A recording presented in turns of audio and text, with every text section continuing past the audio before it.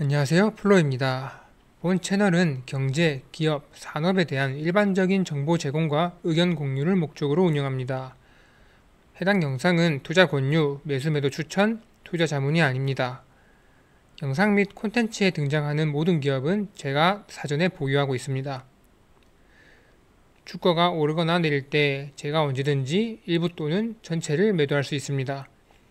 투자 및 경제활동에 대한 최종 결정과 책임은 시청자 본인에게 있습니다.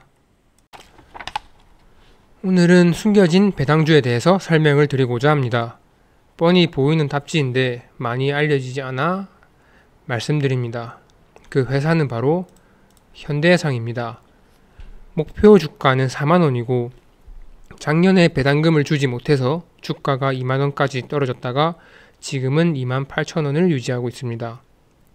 저는 배당을 다시 주기 시작하면 배당에 대한 관심이 높은 요즘 수급이 빠르게 들어와서 4만원까지 상승할 수 있다고 보고 있습니다. 참고로 제 비중 1위 종목입니다. 먼저 다른 보험주들과 비교를 해보겠습니다.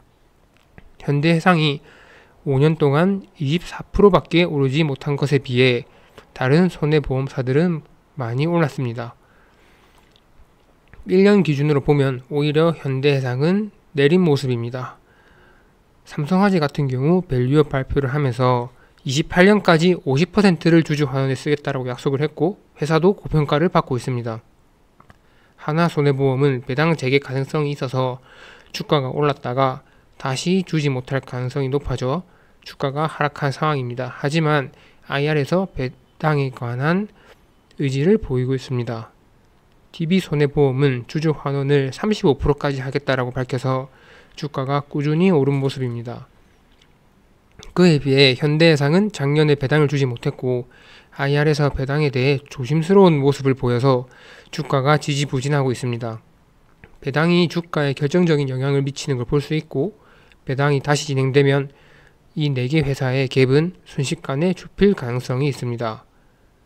그러면 배당을 줄 수 있는 요인을 살펴보겠습니다. 어려운 내용은 빼고 간단하게 살펴보겠습니다. CSM이라고 미래에 받을 보험료를 현재 가치로 나타낸 건데 보험회사의 앞으로의 수익을 나타냅니다. 24년 결산 기준 8조 2천억에서 25년 2분기 기준 9조 3천억 꾸준히 늘어나고 있습니다. CSM이 줄어들지 않는다면 본업에 대한 걱정은 하지 않으셔도 됩니다. 그리고 배당 관련해서 중요한 게 킥스 지급 여력 비율입니다. 킥스와 관련된 규제 때문에 배당을 못했었는데 자세한 설명은 생략하도록 하고 관심 있는 분들은 규제를 찾아보시길 바랍니다.